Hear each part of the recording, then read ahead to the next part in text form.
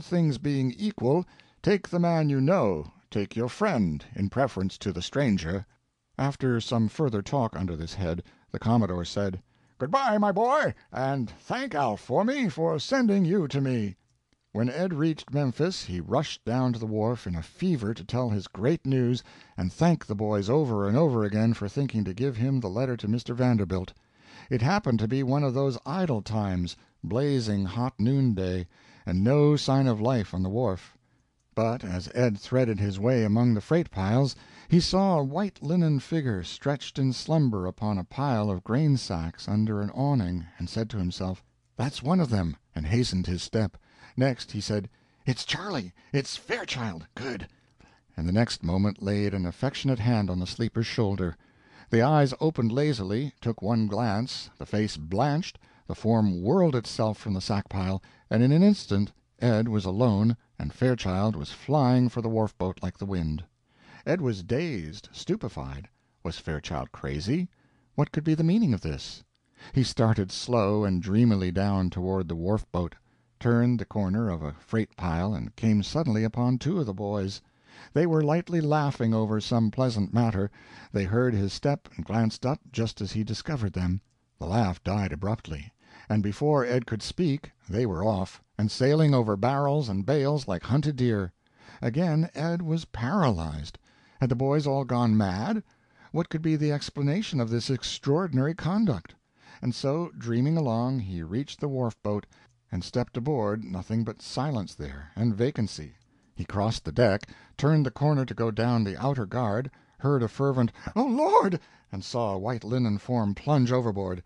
The youth came up coughing and strangling, and cried out, "Go away from here! You let me alone! I didn't do it! I swear I didn't!" "Didn't do what?" "Give you the—" "Never mind what you didn't do. Come out of that.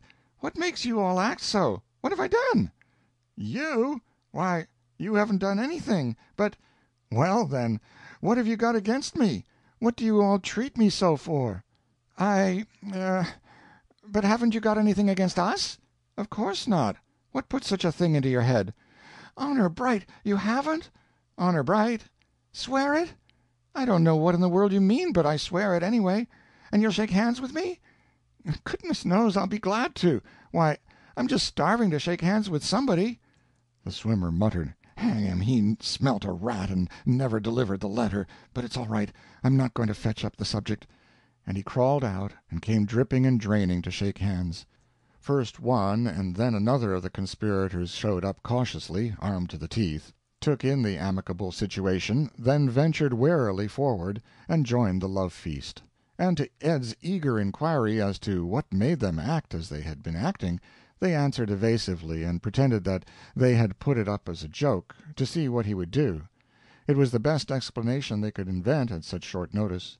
And each said to himself, "He never delivered that letter, and the joke is on us, and if he only knew it, or we were dull enough to come out and tell, then, of course, they wanted to know all about the trip." And he said, "Come right up on the boiler deck and order the drinks, it's my treat.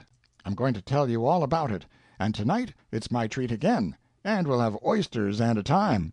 When the drinks were brought and cigars lighted, Ed said, "Well, when I delivered the letter to Mr. Vanderbilt—" "Great Scott! Gracious, how you scared me! What's the matter?" "Oh, nothing, nothing. It was a tack in the chair-seat," said one. "But you all said it. However, no matter. When I delivered the letter—" "Did you deliver it?" And they looked at each other as people might who thought that maybe they were dreaming. Then they settled to listening. And as the story deepened and its marvels grew, the amazement of it made them dumb, and the interest of it took their breath. They hardly uttered a whisper during 2 hours, but sat like petrifactions, and drank in the immortal romance. At last the tale was ended, and Ed said, "And it's all owing to you boys, and you'll never find me ungrateful. Bless your hearts, the best friends a fellow ever had. You'll all have places. I want every one of you. I know you by the back, as the gamblers say. You're jokers and all that, but you're sterling, with a hallmark on. And Charlie Fairchild, you shall be my first assistant and right hand, because of your first-class ability, and because you got me the letter, and for your father's sake who wrote it for me, and to please Mr. Vanderbilt who said it would. And here's to that great man! Drink hearty! Yes, when the moment comes, the man appears, even if he is 1,000 miles away and has to be discovered by a practical joke. Chapter 29.